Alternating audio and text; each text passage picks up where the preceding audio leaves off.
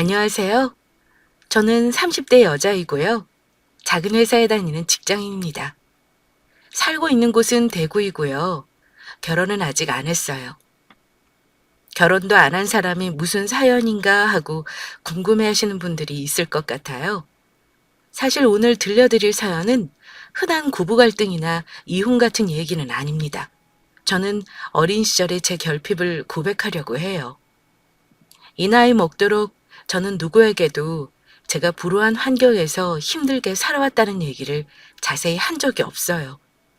하지만 익명의 이 공간을 빌려 이렇게나마 꼭 하고 싶은 말이 있어 제 사연을 보냈습니다. 아마 사연을 듣고 계시는 애청자분들의 딸뻘이거나 동생뻘쯤 되겠죠? 내 딸이나 동생이 살아온 얘기라 생각하고 들어주시고 따뜻한 위로의 한 말씀 해주신다면 앞으로 살아가는데 큰 힘이 될 것 같네요. 저는 엄마가 안 계세요.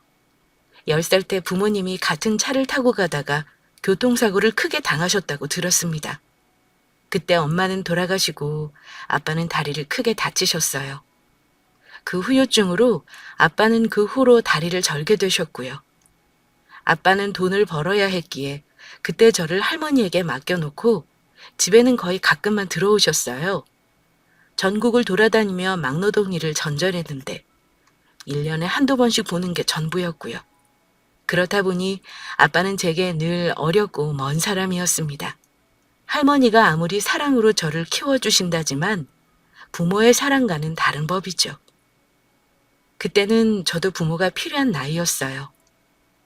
하지만 그런 마음을 힘든 할머니에게 차마 말할 수 없었고 아빠를 그리워하는 마음은 점점 원망으로 바뀌었어요. 아빠가 가끔 집에 오신 날이면 제게 꼬깃하게 접은 10,000원 몇 장을 주셨는데 저는 아빠가 돌아가시면 그걸 할머니한테 드리곤 했습니다. 얼마나 햇볕에 그을렸는지 나무 토막 같은 아빠의 팔과 얼굴을 보면 괜스레 마음이 아팠지만 왠지 모르게 아빠와는 따뜻한 대화가 힘들었어요. 밤에 잠든 척 할머니와 아빠의 대화를 들을 때는 슬퍼져서 몰래 울기도 했습니다. 어머니, 우리 경민이 많이 말랐네요. 먹고 싶다는 것 좀 사주고 그러세요. 생활비 모자라면 전화 주시고요. 저것이 입이 짧아 그렇지. 뭐 먹고 싶다는 말을 잘하는 애가 아니여. 해달라는 것도 없고 필요한 것도 없다 그러고 다른 애처럼 투정 벌이는 것도 없으니 내가 마음이 아프지. 너는 계속 이리 떠들며 살 작정이냐? 벌 수 있을 때 벌어야죠. 이 몸으로 편한 일을 할 수 있을 리 없으니까요. 그나마 공사판이 돈이 되니 할 수 있는 한 해야죠. 어머니도 힘드시죠? 저 녀석 클 때까지 조금만 더 고생해 주세요. 너도 너무 일만 하지 말고 몸 생각도 하면서 해. 건강하지 않으면 다 소용없다. 다 살자고 하는 짓 아니니? 제가 알아서 할게요. 어머니 걱정이나 하세요. 모자간의 오가는 메마른 대화를 듣고 잠이 들었습니다. 아침에 눈 뜨면 다녀오시란 말을 꼭 해야지 하고 잠이 들었지만 깨어나면 아빠는 항상 떠난 후였습니다. 할머니는 저를 걷어 키워주시면서 온갖 고생을 다 하셨습니다.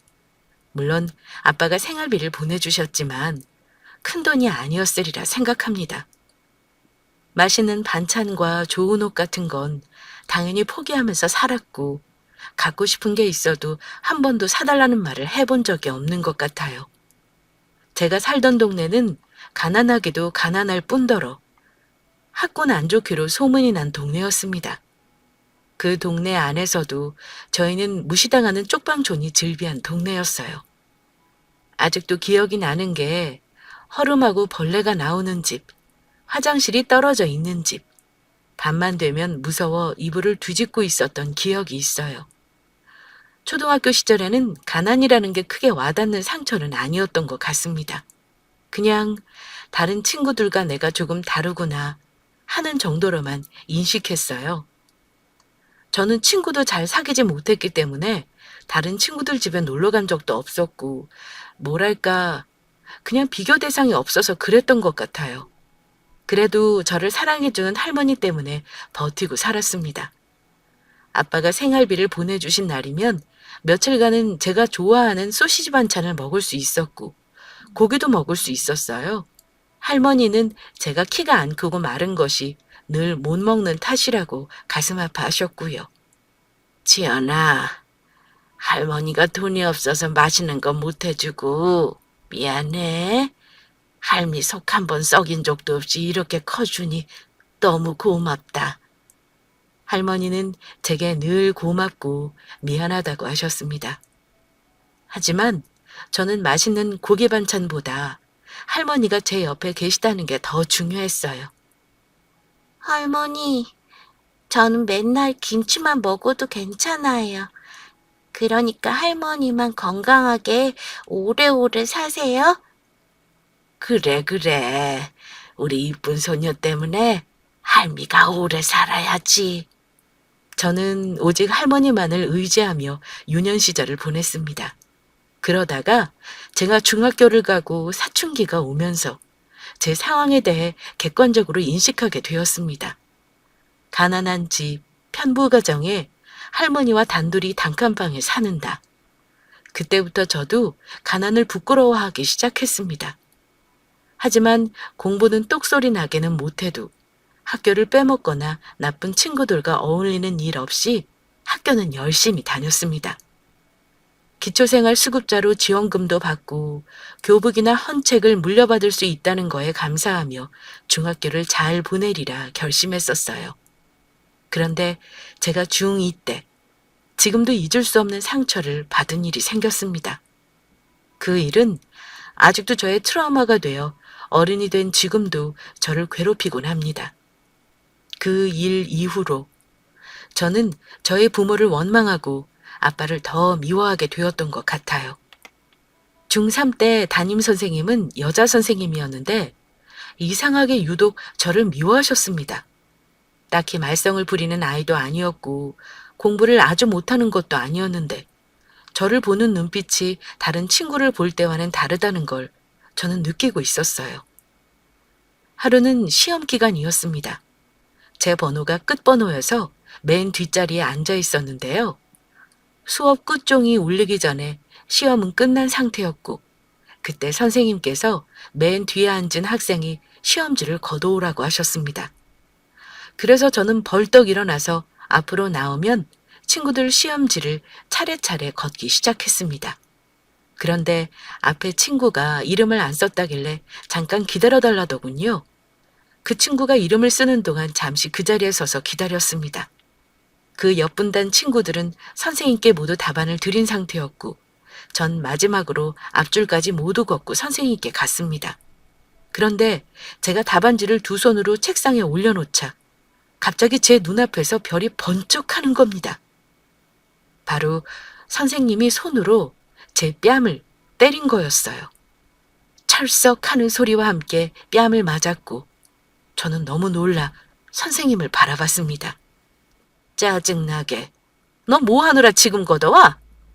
그러면서 제가 걷어한 답안지를 제 머리 위로 던지고선 소리를 지르셨습니다. 도무지 제가 뭘 잘못했는지 모르겠더라고요. 제가 가만히 서 있으니 이게 뭐야? 시험지 다시 정리해서 가져와. 다 섞였으니까. 하며 소리를 지르길래 저는 앉아서 번호대로 시험지를 주우면서 울었습니다. 그랬더니 선생님이 저를 보시고 너 뭐 하니? 왜 쳐울어? 꼴도 보기 싫으니까 여기 내려놓고 들어가. 하고 호통을 치시더라고요. 저는 책상에 엎드려서 그냥 울었습니다. 다음 시간 시험 과목을 풀면서 훌쩍거리며 울었던 기억이 나네요. 아무리 생각해도 제가 잘못한 건 뭔지 납득이 안 갔습니다. 그러다가 문득 든 생각이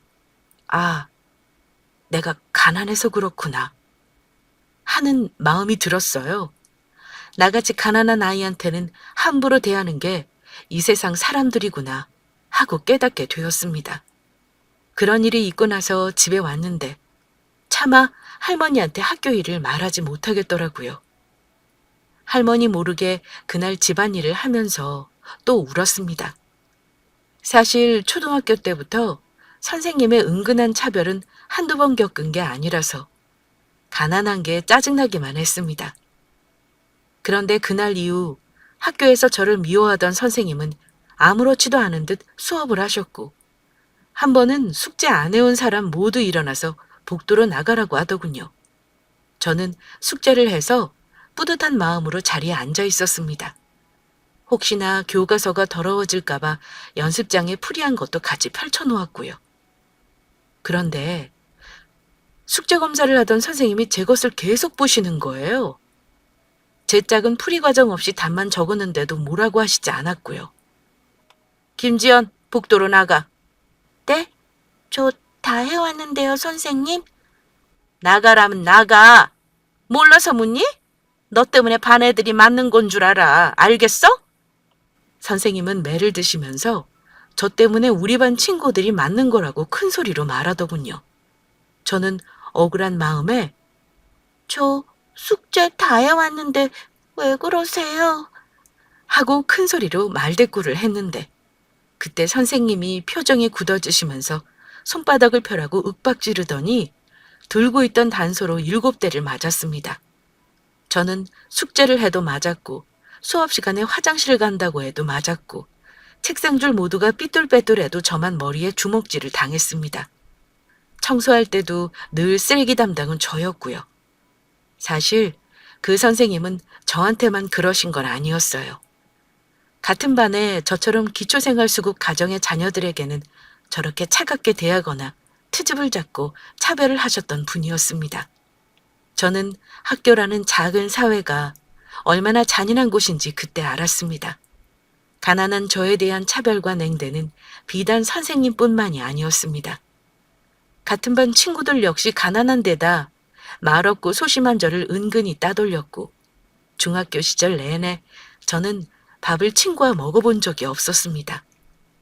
다들 짝을 지어 붙어 다니는 또래 집단에 아무도 저를 끼워주는 친구는 없었어요. 저는 점심을 빵이나 우유로 혼자 때우거나 늘 혼자였고, 체육 시간에 피구 같은 게임을 하면 은근히 저만 공격하는 친구들 때문에 얼굴이 멍든 채 집에 간 적도 있었습니다. 그러다가 중3 때 저와 같은 짝이었던 친구는 저를 유독 괴롭혔습니다. 그 친구는 제가 화장실에서 볼일 보는 사진을 찍고 익명번호로 사진을 퍼뜨린다고 협박해서 저한테 매일 1,000원, 2,000원을 갈취해 갔습니다. 그뿐만 아니라 제가 성적이 더 좋다는 이유로 시험 기간에 공부 못하게 하고 그 친구에게 공부를 가르쳐달라고 하기도 했고요. 제 교과서를 몰래 없애버리거나 수업 시간에도 수업을 제대로 들을 수 없게 선생님 눈을 피해 저를 협박했습니다. 야, 김지연, 너 쪽지 시험 볼 때 다 가리면 죽을 줄 알아? 너 엉덩이 깐 사진 전교생들이 다 알게 사진 퍼뜨릴 거니까 그렇게 알아. 제 사진을 공개하겠다는 협박에 저는 속수무책으로 친구의 요구를 다 들어줘야 했습니다. 제가 교복을 안 빨아 냄새가 난다며 친구들 앞에서 무안을 주거나 못생겼다고 놀리는 일은 다반사였고요. 급식 시간에 억지로 밥을 먹이거나 화장실에 가두는 일도 있었습니다. 그런데 제가 그렇게 괴롭힘을 당하는 걸 선생님도 분명히 아셨는데 그냥 방관하셨어요. 그 당시 교내 상담소에서 상담도 받았는데 그 당시 상담 선생님은 제가 그 친구와 단지 성향을 맞지 않는 것뿐이라는 말을 하셨고, 저는 세상이 무너지는 것 같았습니다. 중학교 졸업할 때까지 저는 그 친구들 무리의 괴롭힘에서 벗어날 수 없었고, 고등학교 입학할 때 이사를 가게 되면서 겨우 벗어날 수 있었어요. 제 옆에서 저를 도와주는 어른들은 아무도 없었고요. 힘든 학교 생활을 하면서도 저는 그걸 할머니나 아빠한테 털어놓을 수가 없었습니다. 말해봤자 할머니와 아빠는 나를 도와줄 수 없을 거였으니까요. 그 시간을 버티면서 나를 도와줄 수 있는 어른은 아무도 없겠구나 하고 절망하고 무력감에 빠졌습니다. 우리 어렸을 때 학교 폭력 정말 많았지만 사회적으로 큰 이슈가 아니었기에 신고할 친구도 없었고 어른들도 크게 관심이 없었을 뿐더러 제대로 된 학교폭력 대응법에 대해 교육받은 적이 없었죠. 그저 힘이 세고 잘 싸우는 친구들이 소위 일진이 되었고 학교 내 일진을 중심으로 아이들이 움직이고 그게 그 아이들의 최고의 명성이었던 시절이었으니까요. 제가 반에서 괴롭히기 쉬운 아이로 인식되기 시작하면서 중학교 시절 내내 참 많이도 불려다니고 참 많이 맞았습니다. 근데 10년이 넘게 세월이 지나면서 괜찮아졌을 거라 생각했는데 그게 아니더라고요. 지금 저는 사람을 잘 믿지 않아요. 그리고 자존감이 많이 낮습니다. 내가 나의 가치를 모르고 인간관계가 어려운 게 이때 후유증이라는 생각을 합니다. 그때 저는 저를 지켜줄 수 있는 어른 부모님이 필요했습니다. 하지만 아빠가 집에 오는 건 1년에 10번이 채 안 되었습니다. 한 달에 한 번도 올까 말까 했었고 저는 핸드폰도 없었기 때문에 따로 아빠와 연락하는 일도 없었습니다. 고등학교에 갈 무렵 저와 할머니는 드디어 그 쪽방촌을 벗어나 다른 동네 영세민 임대 아파트로 이사 갈 수 있을 만큼 형편이 나아졌습니다. 저는 그 동네를 벗어나 나를 모르는 아이들이 있는 동네로 간다는 게 그저 좋았습니다. 중학교 때 남모르게 마음고생을 하고 혼자 울며 사춘기를 견딘 저는 고등학생이 되고 나서는 성격이 많이 변했습니다. 혼자 소심하게 있는 것보다 활발하게 지내는 것이 내가 공격받지 않는 방법이라는 걸 깨달았거든요. 아무도 나를 지켜주지 않으니 나 스스로 나를 보호해야 한다고 다짐했고요. 그리고 집에 오지 않는 아빠에 대한 원망이 이제는 귀찮음과 무관심으로 바뀌었습니다. 아빠는 나한테 관심이 없구나. 힘들어도 내가 기댈 곳은 없다. 나 혼자 견뎌야 해. 이런 생각을 하며 아빠에게 마음의 문을 닫아버렸습니다. 아빠는 그냥 돈이나 꼬박꼬박 갖다 주었으면 좋겠다. 내가 필요할 때는 한 번도 옆에 없는 아빠 따위 필요 없다. 그런데 임대 아파트로 이사를 가고 나서 아빠가 그 전보다는 자주 집에서 지내는 시간이 많아졌어요. 한 번 오면 일주일 정도를 지내다가 일을 한다며 지방에 가는 경우도 있었고요. 어린 시절부터 아빠와 떨어져 있던 시간이 많아서인지 저는 집에 아빠가 있으면 너무 어색하고 불편하기만 했습니다. 그냥 돈이나 벌러 갈 것이지. 이번에는 왜 이리 오래 있는 거지? 이런 못된 생각을 하기도 했고요. 아빠가 살갑게 말을 걸면 저는 퉁명스럽게 대답하기 일쑤였습니다. 주연이 요즘 학교에서는 별일 없지? 어떻게 지내고 있니? 제일 친한 친구 이름이 뭐야? 잘 지내고 있어요. 친구는 왜 물어요? 저 친구 없어요. 그런 거 아빠가 알아서 뭐 하게요? 아빠도 궁금하니까 묻지. 동 말을 하는 게 없으니 궁금해서 그런다. 그냥 저랑 지내요. 공부도 열심히 하고 있고 별일도 없어요. 됐죠? 제가 차갑게 대답하면 이놈의 가시나 아빠가 묻는데 그리 할 말이 없니?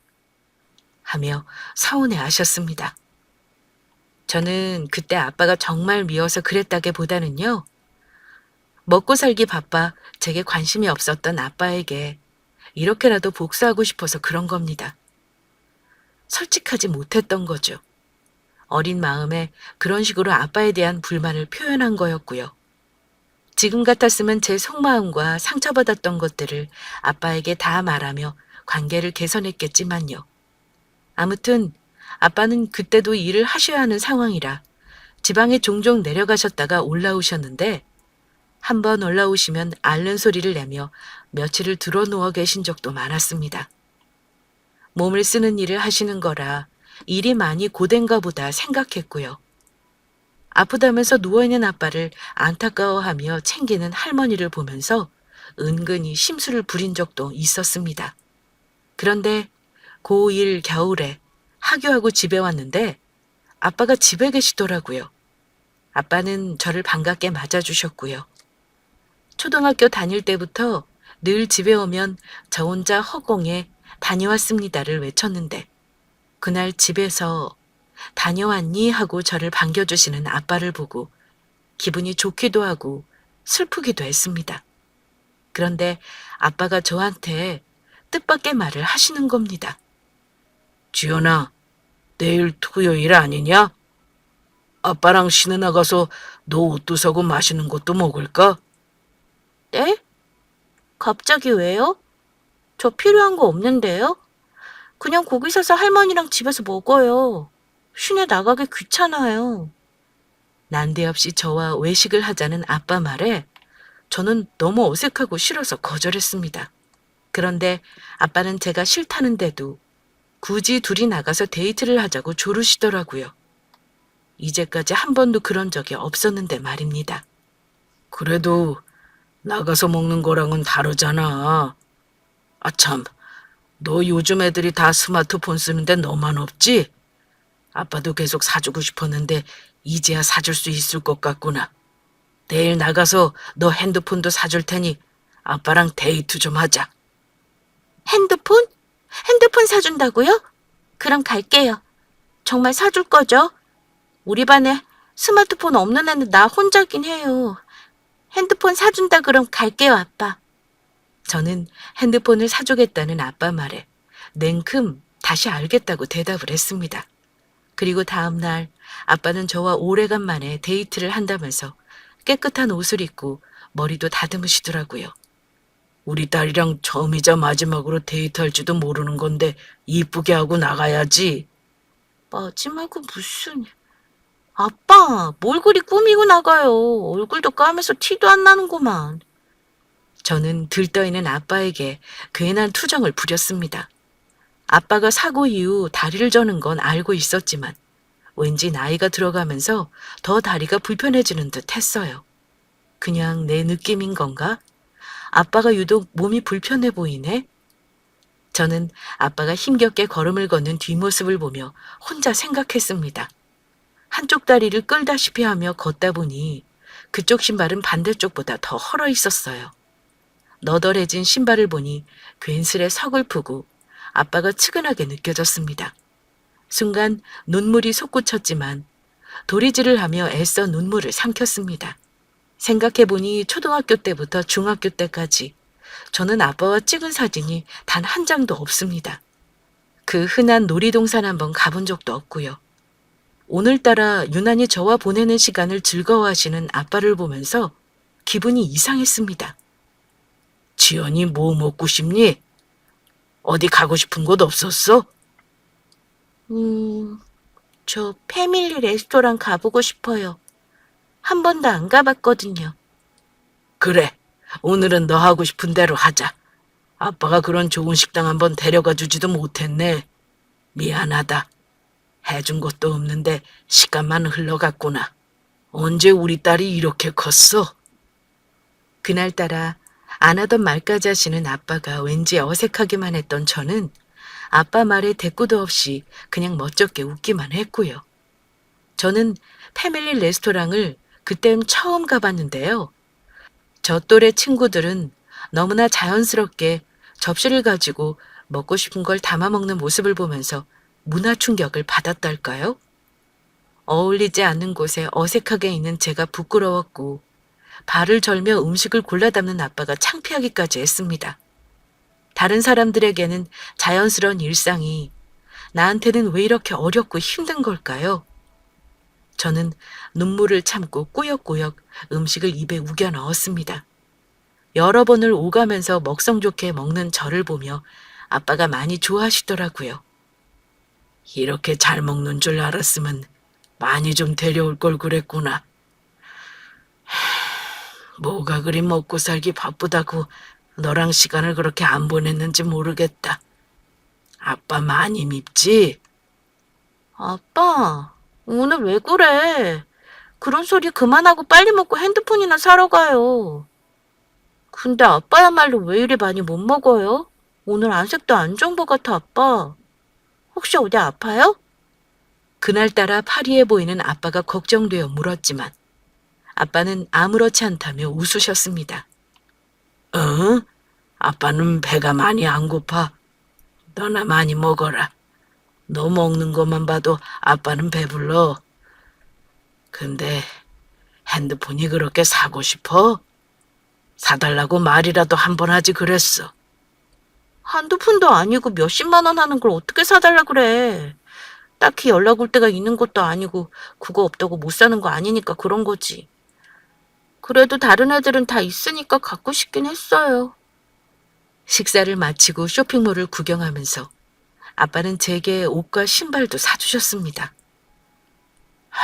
이렇게 입으니까 꼭 아가씨 같다. 우리 딸 지금 보니 나보다 엄마를 많이 닮았네. 언제 이렇게 이쁘게 컸어? 이제 시집 가도 되겠다.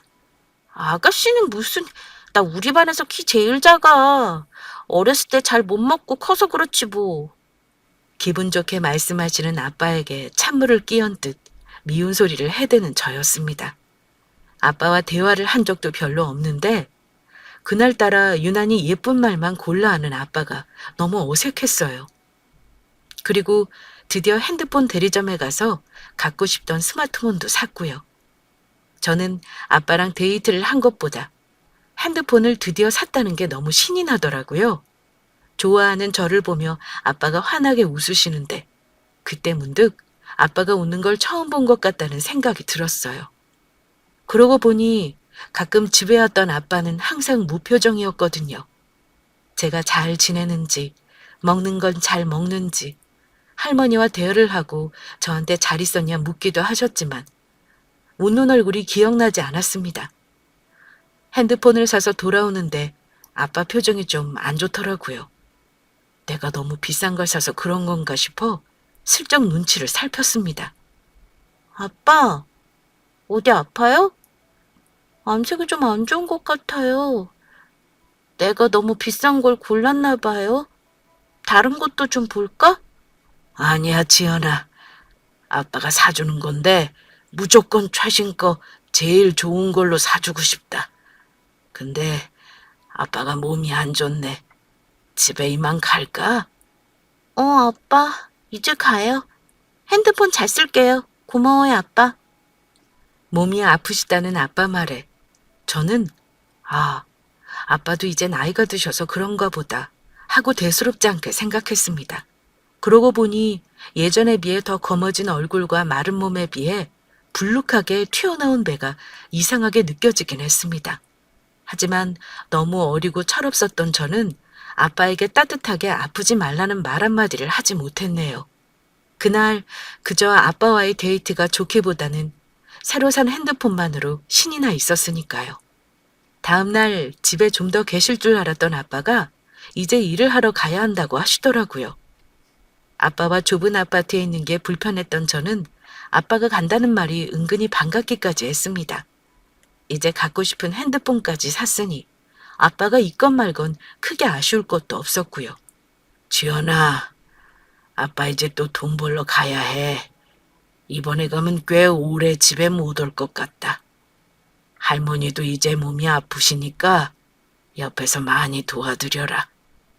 밥이랑 설거지는 네가 웬만하면 하고 청소도 도와드려.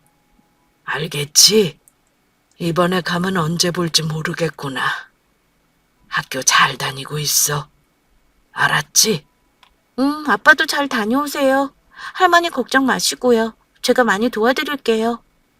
그런데 옆에 계신 할머니는 그날따라 계속 울음을 참고 있는 듯한 표정으로 저와 아빠를 바라보시기만 했습니다. 스마트폰이 생기니 학교에 가도 친구들과 할 말이 많아지더라고요. 그동안 스마트폰이 없어서 친구들이 주로 대화를 하는 단톡방에 낄 수가 없었는데 드디어 또래들과 소통을 할 수 있게 된 수단이 생긴 거죠. 한동안 공부도 안 하고 스마트폰 세계에만 빠져 허우적댔습니다. 내 가난한 현실을 잠시나마 잊게 해주는 유일한 물건이라 그랬던 것 같아요. 아빠가 어렵게 사준 핸드폰인데도 그날 이후 아빠에게 다정한 문자 한 번을 보낸 적이 없었습니다. 아빠는 제게 핸드폰을 사주신 이후 제 번호로 매일 문자를 보내셨어요. 딸 잘 있니? 공부 열심히 해라. 할머니는 잘 계시니? 네가 집안일 잘 도와드려야 한다. 밥 잘 먹어라. 뭐 이런 문자가 매일 왔지만 저는 아빠의 문자에 네 하며 짧은 대답만 했습니다.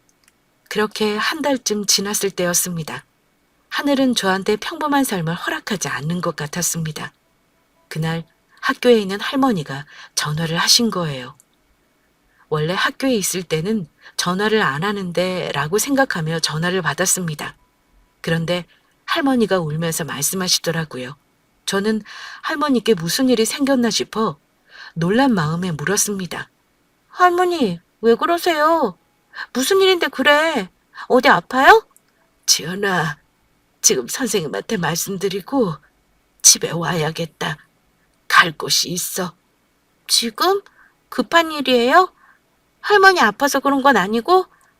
아이고, 어쩌면 좋니? 할미가 아니고 네 아빠가 지금 많이 아파 그런다. 얼른 집으로 와. 지금 바로 병원에 가야 한다. 아빠가 아프다는 말에 잠시 멍하더라고요. 분명 한 달 전에 돈 벌러 가겠다며 두 발로 걸어 나가셨는데 어디가 아프시다는 건지. 잘 울지 않는 우리 할머니가 울 정도면 보통 심각한 게 아닌 듯 했습니다.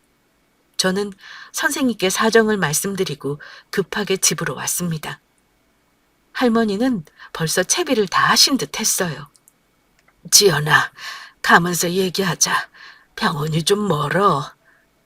가면서 얘기하자는 할머니 말에 저는 불안한 마음으로 따라 나섰습니다. 지연아, 할머니가 너한테 미리 말 못해서 미안해. 이번에 네 아빠 집에 오면 말을 하려고 했는데 갑자기 일이 이렇게 되는 바람에 이렇게 늦게 얘기하는 거 용서해라. 할머니, 대체 무슨 일이길래 그래요? 실은 네 아빠가 많이 아파. 암투병 한 지가 꽤 오래됐어. 네가 걱정할까 봐 말을 못했는데 그동안 수술도 혼자 하고 항암도 혼자 했는가 봐. 근데 지난번에 집에 왔을 때 복수가 많이 차더라고. 힘들다고 병원에 입원하러 갔는데 병원에서 며칠 못 버틸 것 같다고 연락이 왔어. 미안하다, 지연아. 할미가 말 못해서. 네? 아빠가 암이라뇨? 언제부터 그랬는데? 왜 나한테 아무 말 안 해줬어요? 당연히 말해줬어야지. 울면서 말하는 저를 보며 할머니도 엉엉 우셨어요. 제 손에 있는 스마트폰을 던져서 부셔버리고 싶었습니다. 니까짓게 뭐라고. 아빠보다 니까짓게 좋다고 나는 아빠한테 다정한 말 한마디 한 번 못했나. 철없던 제가 너무 미웠습니다. 네 아빠가 너한테 절대 말하지 말라 그래서 말 못했어. 아빠 아픈 거 알면 네가 얼마나 슬퍼하겠냐고 얼마나 걱정했는지 모른다. 자기가 직접 말하겠다고 하길래 할머니도 말 못한 거야. 이번에도 복수 찬 것만 빼면 괜찮을 것 같다고 했는데 갑자기 몸이 안 좋아졌다는구나. 지연이 너 마음 단단히 먹어야 해.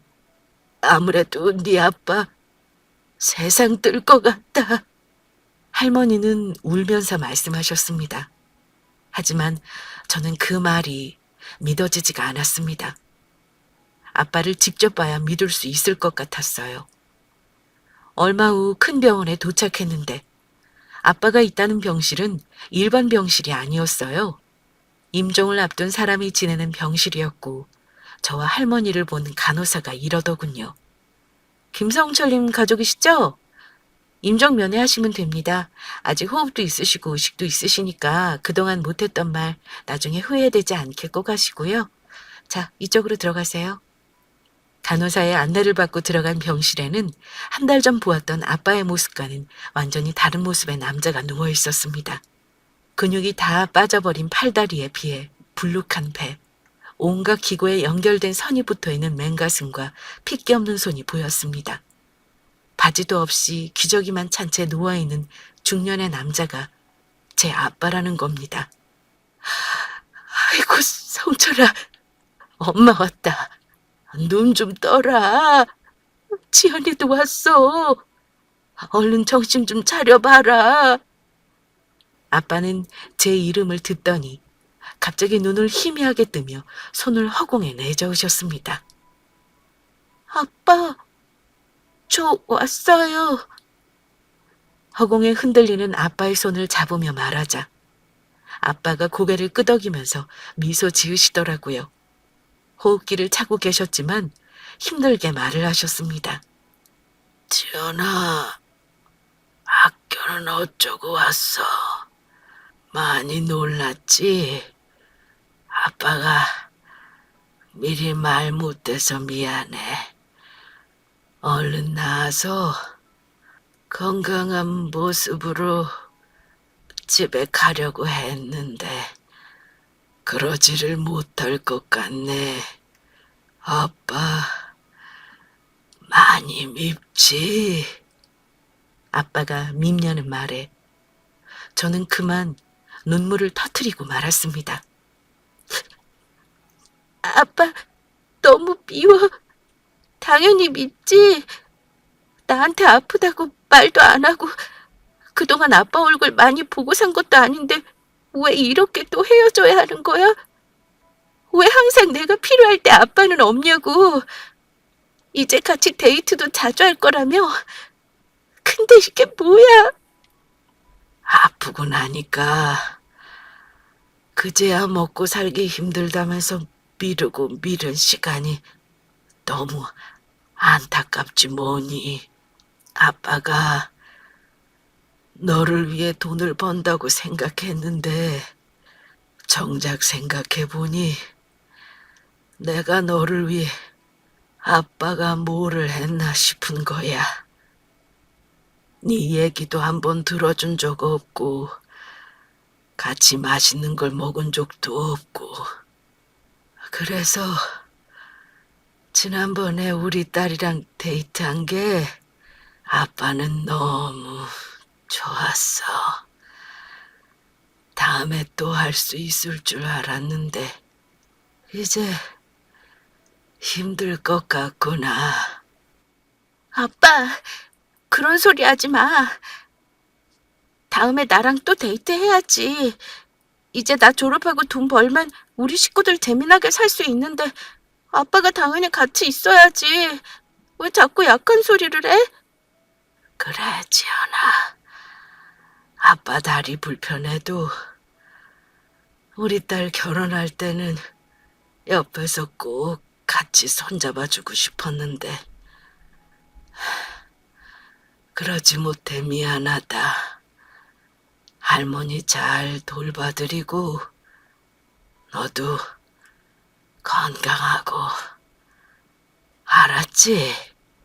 아빠와 대화는 오래 이어지지 못했습니다. 그날 할머니와 저는 아빠 곁을 계속 지켰습니다. 아빠는 힘들게 숨 쉬면서도 가끔 눈을 뜨고 저와 할머니를 번갈아 보셨어요. 그럴 때마다 저는 아빠의 손을 꼭 잡아주었습니다. 많은 생각이 들었습니다. 불행한 어린 시절 나를 지켜주지 않았다며 아빠를 원망했던 일, 나중에 어른이 되면 지긋지긋한 가난을 벗어나 미운 아빠와는 거리를 유지하며 살리라 결심했던 일들이 머릿속을 어지럽혔습니다. 하지만 하나뿐인 아빠의 죽음 앞에서 그런 생각들은 눈녹듯 없어지고 그냥 아빠와 남은 시간을 조금 더 함께하고 싶다는 생각만 들더군요. 상태가 급격히 안 좋아지면서 숨쉬기를 힘들어 하시는데 그때는 꼭 감은 눈 옆으로 눈물만 흘리시더라고요. 아빠, 그동안 너무 애쓰셨어요. 나 할머니랑 행복하게 살게. 걱정 마. 아빠가 하늘에서 지켜봐 줄 거지? 이제 다 내려놓고 편히 하늘나라 가세요. 그동안 많이 아팠을 텐데 딸이 그것도 모르고 투정만 부려서 정말 미안해요. 잘 가, 아빠. 아빠는 결국 그날 밤을 넘기지 못하고 돌아가셨습니다. 온기가 채 가시지 않은 아빠 손을 저는 한참 동안 놓지 못하겠더라고요. 그동안 얼마나 고생하면서 살았는지 말해주는 아빠의 투박한 손과 불편한 다리를 보면서 그제야 저는 울기 시작했습니다. 급하게 장례식장에 빈소를 마련하고 아빠 핸드폰에 있는 지인들과 친척들에게 연락했습니다.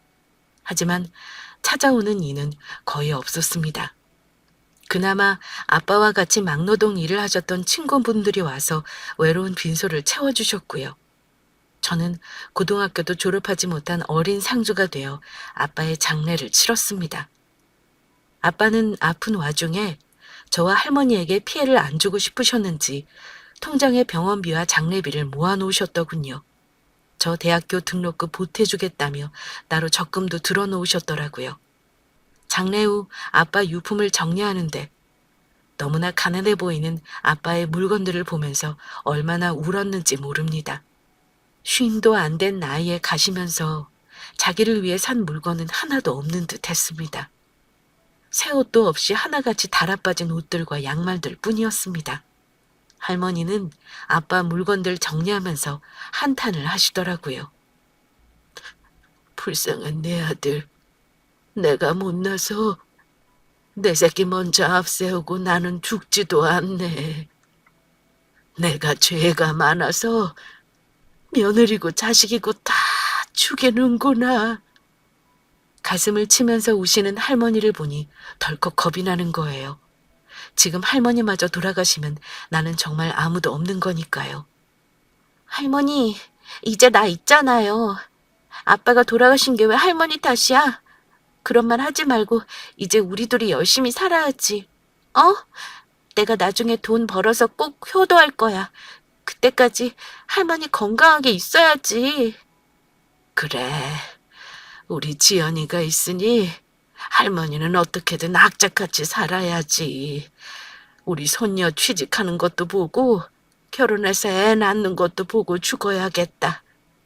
그렇게 아빠와 이별을 한 게 벌써 15년이 지났네요. 오래 살 거라면서 큰소리 치던 할머니도 5년 전에 세상을 떠나셨습니다. 할머니가 가시면서 저는 혼자가 되었고요.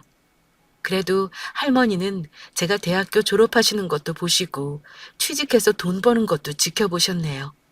결혼하는 건 못 보여드렸지만요. 저는 지금 대출이 조금 끼어있는 제 명의의 작은 아파트에서 고양이 2마리와 함께 살고 있어요. 직장 동료들은 제가 이런 아픈 가정사가 있다는 걸 전혀 모릅니다. 겉으로 봐선 평범한 보통의 직장 여성으로 보이니까요.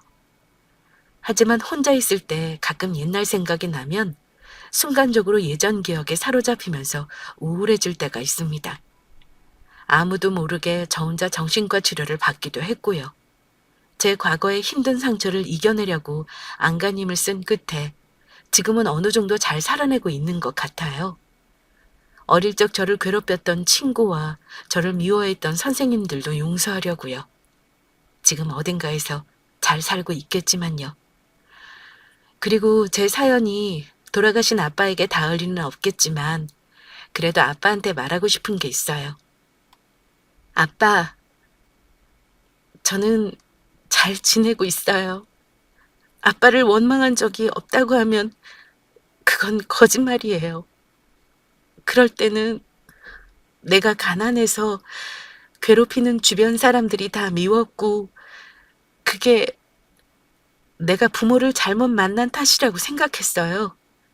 그래서 아빠를 원망했었고요. 그렇지만 이제 알아요. 아빠도 아빠가 처음이라 그랬던 거. 저를 위해서 그렇게 살 수밖에 없었다는 거요. 아직도 아빠가 밉냐고 물어보신다면 이제는 대답할 수 있을 것 같아요. 아빠, 저는 아빠를 이해해요. 존경하고 사랑합니다. 저 열심히 살게요. 제 마음이 아빠에게 닿을 수 있기를 바라며 사연을 마칠까 합니다. 제 사연 들어주신 여러분들께 감사드립니다.